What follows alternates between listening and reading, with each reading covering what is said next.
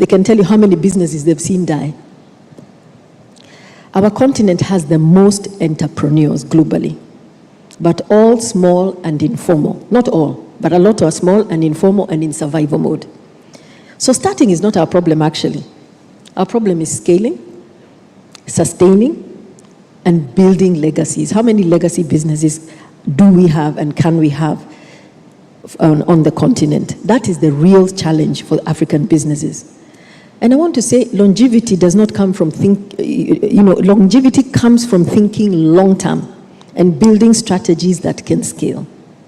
That means investing in people, training and empowering so you can leave them to do the work, setting up structures for consistency, not chaos.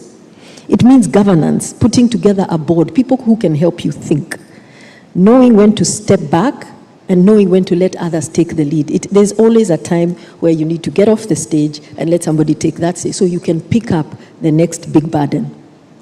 Build purposeful brands, thinking beyond just selling. Let's move beyond commodities. Build brands with a voice, with a value and a vision that can stand the test of time. All the brands that the two gentlemen spoke before earlier are brands that have stood the test of time. They're not just selling technology, they're not just selling, they're actually building a brand that can stand the test of time. Build for generations, meaning stop asking yourself, what can I do today?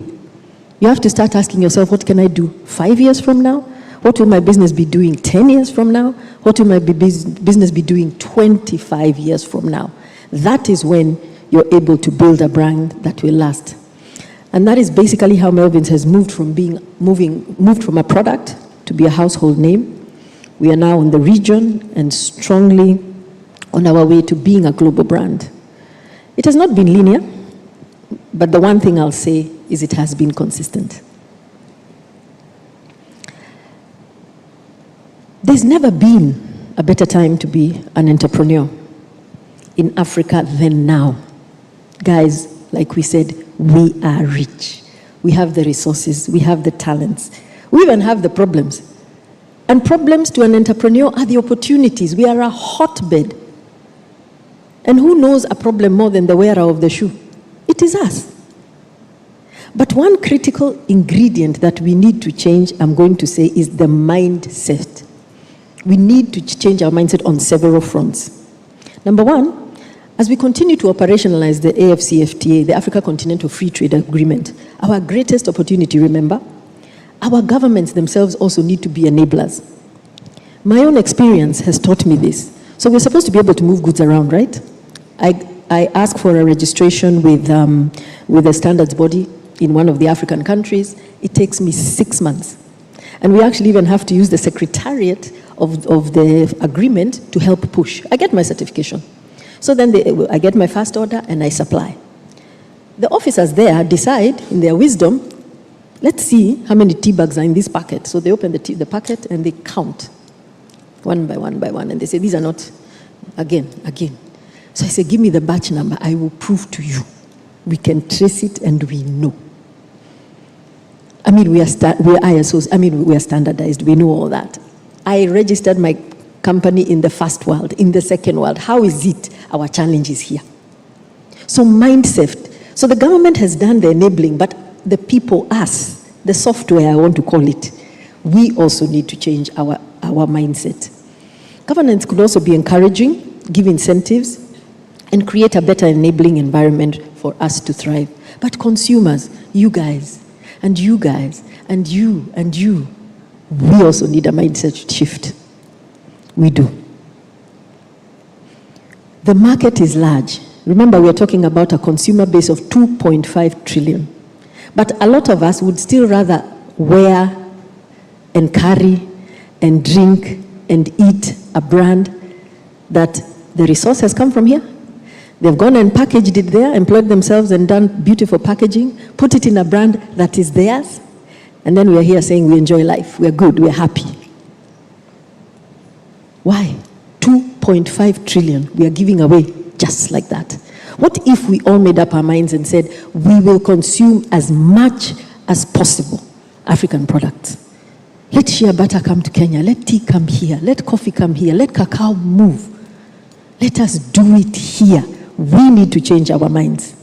Our jobs, our dollars, and our industries will never expand if we keep our industries starved of numbers. If you know economics, it's a numbers game. Economies of scale. The more I can serve, the better my prices, the better my quality, the better my everything. But if we keep running to the north and to the east, we are the own sufferers.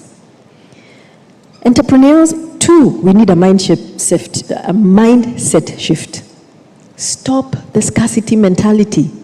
Stop focusing on what we lack. You know, business is hard, eh? What we don't have, eh? What we don't have. How many of us say this? I am also guilty. Let us start by building what we have. Let us take bold action.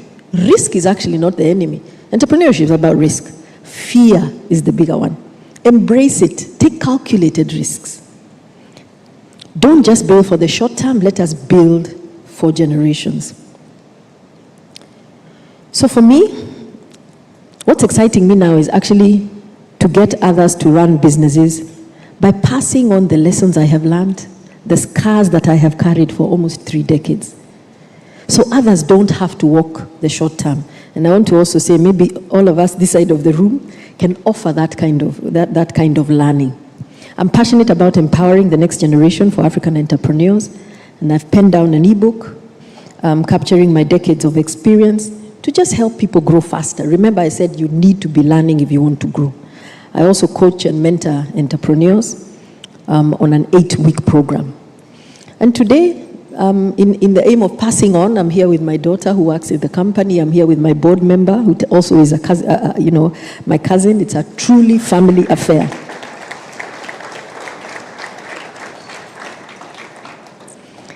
So ladies and gentlemen, as I draw to a close, Africa holds massive potential, but in need of urgent action. As I circle back to where the conversation began, remember I said, imagine with me an Africa where we feed the world, we create jobs for our people, we export to the rest of the world, and our youth are not begging for jobs, where we create businesses that the world cannot ignore. I want to leave you with this charge. You are the architects. You're not just spectators. Entrepreneurs, let us seize the opportunities and create meaningful solutions. Let us forge the way forward with courage. Let us innovate and do business, not usually, but unusually. Thank you.